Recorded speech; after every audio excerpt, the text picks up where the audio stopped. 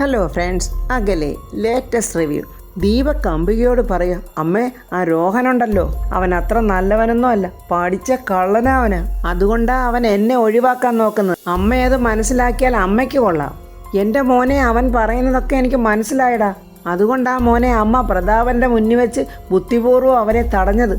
അതുകൊണ്ടൊന്നും ആയില്ലമ്മേ, അവനെ എന്നേക്കുമായി ഇവിടുന്ന് പറഞ്ഞു വിടണം. അല്ലെങ്കിൽ എൻ്റെ അമ്മയുടെ പ്ലാനും എൻ്റെ ആഗ്രഹങ്ങളും ഒന്നും നടക്കത്തില്ല. എനിക്ക് മനസ്സിലായി മോനെ, അമ്മ അതിന് വഴിയുണ്ടാക്കാം. എൻ്റെ മോൻ ഇപ്പോഴൊന്ന് സമാധാനപ്പെടും. എനിക്ക് അമ്മയോട് ഒന്നേ പറയാനുള്ളൂ, അമ്മ എത്രയും പെട്ടെന്ന് അമ്മയുടെ കോണ്ടാക്ട് ഉപയോഗിച്ച് ആ മന്ത്രി സോമരാജനെയും അവൻ്റെ അനിയൻ സാഗരാജനെയും എന്തെങ്കിലും ഒരു വഴി കണ്ടുപിടിച്ച് പൂട്ടാൻ നോക്ക്. ഇതല്ലാതെ വേറെ മാർഗമില്ലമ്മേ, അല്ലാതെ ഇതൊന്നും തീരില്ല. എൻ്റെ മോനെ, അങ്ങനൊന്നും എളുപ്പമെടുത്ത് ചാടരുത്.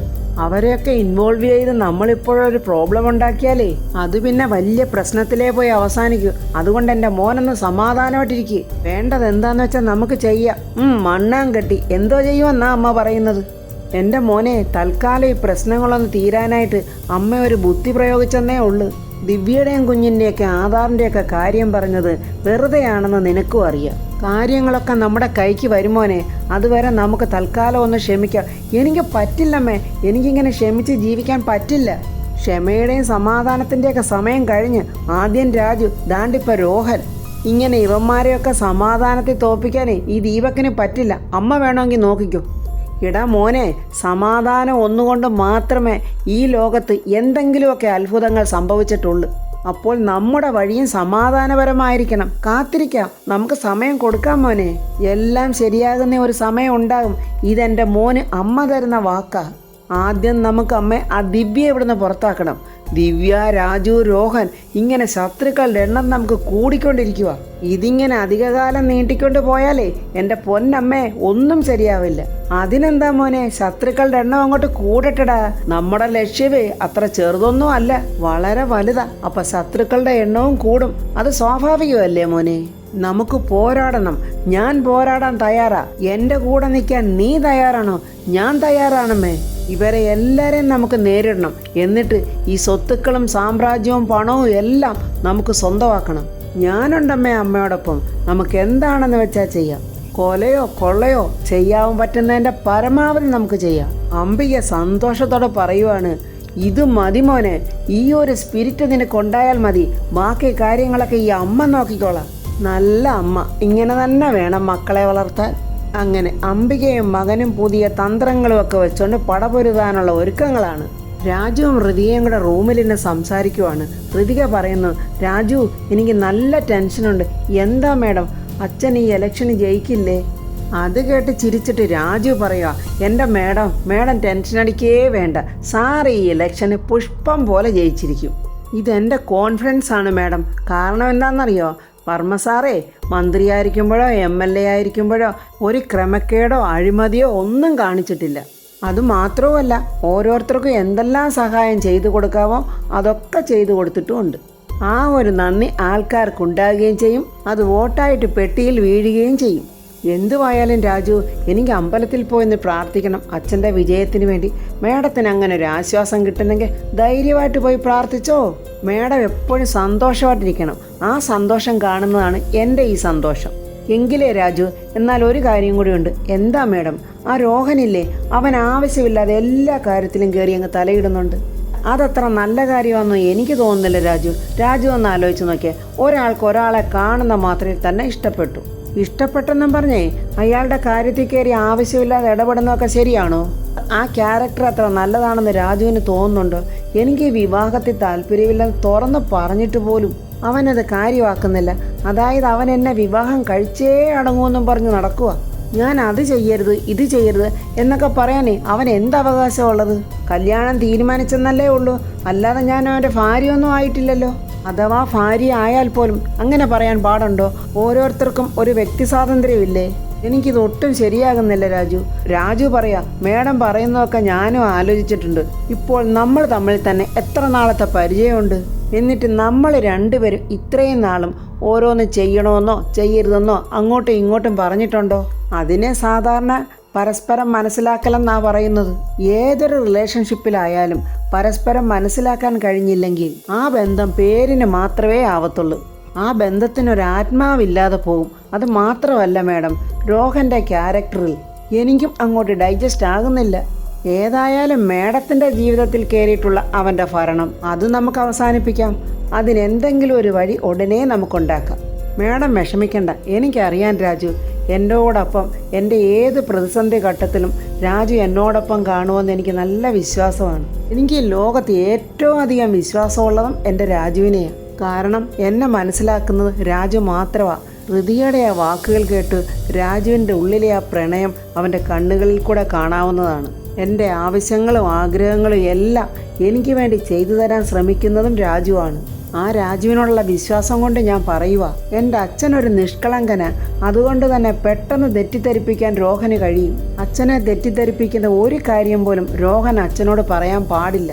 അത് രാജു വേണം ശ്രദ്ധിക്കാൻ. അവൻ ആദ്യം ശ്രമിക്കുന്നത് രാജുവിനെ അച്ഛനിൽ നിന്ന് അകറ്റാനായിരിക്കും. ഇതിനൊരിക്കലും രാജു ഇട കൊടുക്കരുത്. അച്ഛൻ്റെ മനസ്സിലെ രാജുവിൻ്റെ സ്ഥാനം എന്നും രാജു നിലനിർത്തണം. രാജു അല്ലാതെ മറ്റാരും എൻ്റെ അച്ഛനോടൊപ്പം ഉണ്ടാകാൻ പാടില്ല. എല്ലാവരും രാജുവിനെ പോലെ അല്ലല്ലോ. സ്വാർത്ഥ താല്പര്യങ്ങൾക്ക് വേണ്ടി എൻ്റെ അച്ഛനെ അവർ ചതിച്ചേക്കാം. പക്ഷേ രാജു അങ്ങനെ ചെയ്യില്ല, ഇത് എൻ്റെ ഉറപ്പാണ്. എങ്കിൽ ശരി മാഡം, ഞാൻ വർമ്മ സാറിൻ്റെ അടുത്തോട്ട് ചെല്ലട്ടെ എന്നും പറഞ്ഞ് രാജു വർമ്മ സാറിൻ്റെ അടുത്തോട്ട് വരുമ്പോൾ വർമ്മ സാറ് പറയുന്നു, രാജു, ഞാൻ നിന്നെ കാത്തിരിക്കുമായിരുന്നു. രാവിലെ വന്നിട്ട് നീ ഒരു ഗുഡ് മോർണിംഗ് പറഞ്ഞിട്ട് പോയതാ. പിന്നെ ഞാൻ ഇവിടെങ്ങും നിന്നെ കണ്ടതേയില്ല.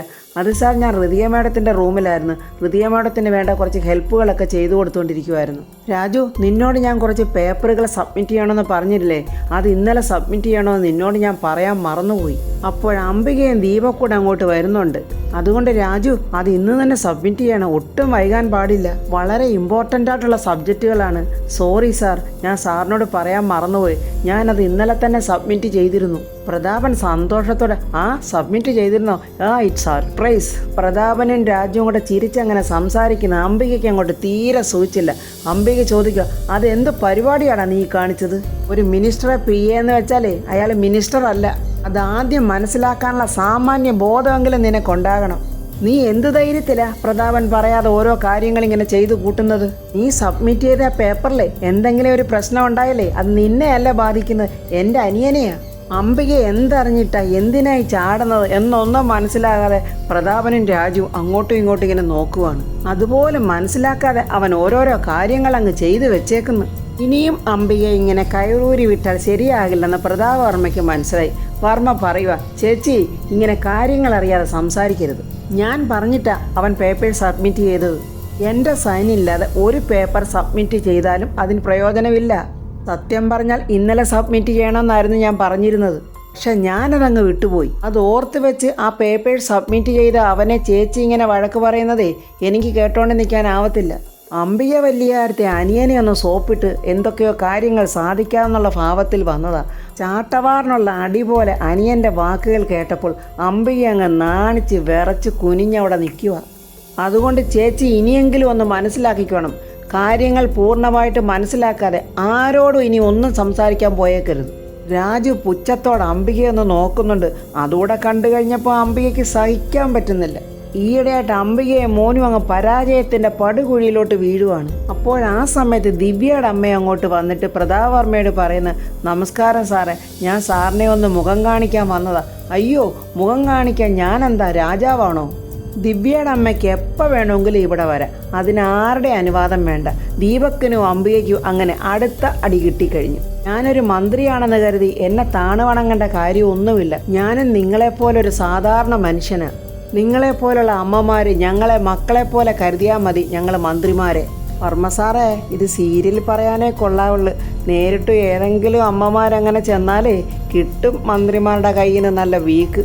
നിങ്ങളുടെ സേവകരാണ് ഞങ്ങൾ. നിങ്ങളുടെ ആവശ്യങ്ങൾ നിറവേറ്റാനായിട്ട് നിങ്ങൾ തിരഞ്ഞെടുത്ത ആളുകളാണ്. പണ്ടത്തെ രാജഭരണമൊന്നും അല്ല ഇപ്പോൾ. പ്രതാപൻ്റെ ഈ വാക്കുകളൊക്കെ കേട്ടിട്ട് അംബികയ്ക്ക് തീരെ സൂഹിക്കുന്നില്ല. അംബിക ഇങ്ങനെ ദേഷിച്ച് പ്രതാപനെ നോക്കി ഇങ്ങനെ നിൽക്കുക. അല്ല, അമ്മ ഇപ്പോഴെന്തിനാ ഇങ്ങോട്ട് വന്നത്? ദിവ്യയെ കാണാൻ വേണ്ടിയാണോ?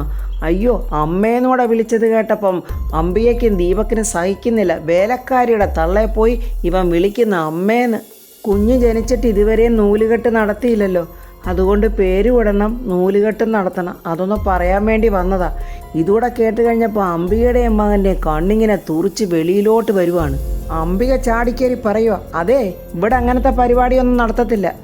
വലിയ വീടുമൊക്കെ കണ്ടോണ്ട് എൻ്റെ മോൻ്റെ തലയിൽ കയറി ഉടായിപ്പ് പരിപാടിയും കൊണ്ട് വന്നിരിക്കുക. ഇപ്പം നൂലുകെട്ടിൻ്റെ ഒരു ചടങ്ങ് നടത്തേണ്ട കൊട്ടേഷനും കൊണ്ട് വന്നിരിക്കുക ഇല്ലേ എന്നങ്ങോട്ട് പറയുകയും പ്രതാപൻ, ചേച്ചി അങ്ങനൊന്നും പറയാൻ പാടില്ല. ഒന്നുമില്ലെങ്കിലും ഈ അമ്മയുടെ പ്രായമെങ്കിലും ചേച്ചിക്ക് നോക്കണ്ടേ.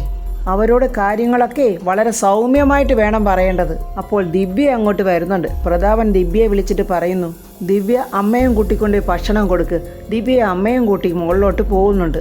ദിവ്യയുടെ അമ്മ ദീപക്കിനോട് പറയുന്നു, ദീപക് സാറേ എൻ്റെ മോളെ ഭംഗിയായിട്ട് നോക്കിക്കോണേ, അവളൊരു പാവ. അംബിക പറയുക, ദേ പെണ്ണുപിള്ളേ, നിങ്ങളുടെ മനസ്സിലിരിപ്പേ അങ്ങ് കൈ വെച്ചിരുന്നാൽ മതി. ഇവിടെ നൂലുകെട്ട് നടത്തത്തില്ല, ഒരു കുന്തവും നടക്കില്ല. ഇങ്ങനെ ഒരു പരിപാടി ഇവിടെ നടത്താൻ ഈ അംബിക സമ്മതിക്കത്തുമില്ല. അത് കേട്ടോണ്ട് വന്ന പ്രതാപൻ, ചേച്ചി ഇങ്ങനെയൊന്നും സംസാരിക്കരുത്, ഞാൻ ചേച്ചിയോട് പറഞ്ഞിട്ടുള്ളതല്ലേ. ഒന്നുമില്ലെങ്കിലും ഇത് ദീപക്കിൻ്റെ കുഞ്ഞല്ലയോ. ആ കുഞ്ഞിൻ്റെ നൂലുകെട്ട് ചടങ്ങും പേരിടൽ ചടങ്ങും എല്ലാം നമ്മൾ ഇവിടെ വെച്ച് തന്നെ അങ്ങ് നടത്തണം. ഇത് എൻ്റെ തീരുമാനമാണ്. ഞാൻ തീരുമാനിച്ചതുപോലെ കാര്യങ്ങളൊക്കെ നടക്കൂ. അംബിക വീണ്ടും പരാജയത്തിൻ്റെ പടുകുഴിയിലോട്ട് വീണ്ടും വീണു. രാജു, ഈ ചടങ്ങിൻ്റെ പൂർണ്ണ ഉത്തരവാദിത്തം ഞാൻ നിന്നെ ഏൽപ്പിക്കുവാണ്. ഈ ചടങ്ങ് ഭംഗിയായി മുന്നിൽ നിന്ന് നീ വേണം നടത്തേണ്ടത് എന്നിങ്ങനെ പ്രതാപൻ പറയുവാണ്. ഇത്രയും നാളും കയ്യിലെ കളിപ്പാവെ പോലെ കൊണ്ടു നടന്ന പ്രതാപൻ ഇങ്ങനെ തിരിച്ചടിക്കുമെന്ന് അംബിക ഒരിക്കലും പ്രതീക്ഷിച്ചില്ല. അംബിക ദേഷിച്ച് പ്രതാപനെ ഒന്ന് നോക്കിയിട്ട് അമ്മയും മോനും കൂടെ അങ്ങ് റൂമിലോട്ട് നടന്നു പോവുകയാണ്. ദിവ്യ, ഇതൊന്നും കണ്ട് നീ വിഷമിക്കണ്ട. ദീപക്കിനുള്ള സ്നേഹം കാരണമാണ് ചേച്ചി ഇങ്ങനെയൊക്കെ പെരുമാറുന്നത്. ഇതെല്ലാം മാറി ചേച്ചിയും ദീപക്കും നിന്നെ സ്നേഹിക്കും, എനിക്ക് ഉറപ്പുണ്ട്. അതുകൊണ്ട് ദിവ്യ വിഷമിക്കേണ്ട. അമ്മയും മോളുടെ കുറച്ചു നേരം സംസാരിച്ചിരിക്കും, എനിക്ക് കുറച്ച് ജോലി തിരക്കുണ്ടതവർ പ്രതാപൻ അവിടെ നിന്ന് അങ്ങ് പോവുകയാണ്. വേണുവേട്ടൻ ഇരുന്നുകൊണ്ട് രാജുവിൻ്റെ ജാതകമൊക്കെ പരിശോധിച്ചിട്ട് പറയുക, എടി രാധമ്മേ, രാജുവിൻ്റെ ജാതകത്തിലെ രാജയോഗമാണ് പറഞ്ഞിരിക്കുന്നത്. ഇപ്പോഴവന് ശനിദശയാ, അതുകൊണ്ടാണ് നമ്മൾ പറയുന്നത് ഒന്നും അവൻ്റെ തലമണ്ടയിലോട്ട് കയറാത്തത്. രാധമ്മ പറയുന്നത്, വേണുവേട്ട ഹൃതികമോടെ ജാതകം കൂടെ ഒന്ന് നോക്കിക്കേ. അപ്പോൾ വേണു നോക്കിയിട്ട് പറയുന്നത്, ഹൃതികമോക്ക് നല്ല സമയമാണ്, മോടെ കഷ്ടകാലമൊക്കെ മാറിയിട്ടുണ്ട്, മോൾ ആഗ്രഹിക്കുന്ന പോലുള്ള ജീവിതം തന്നെ മോക്ക് കിട്ടും. രാജുവിൻ്റെ ശനിദശ മാറാൻ വേണ്ടിയേ അമ്പലത്തിൽ പോയി പ്രാർത്ഥിക്കാം. അത് കേട്ടോണ്ട് ജയൻ അങ്ങോട്ട് വന്നിട്ട് പറയാ, പിന്നെ ശനിദശ അങ്ങോട്ട് മാറാൻ പോവല്ലയോ, ഇനി അളിയന് സന്യാസ ജീവിതം വല്ലതും കൂടെ ഉണ്ടോയെന്നൊന്ന് നോക്കച്ചാ.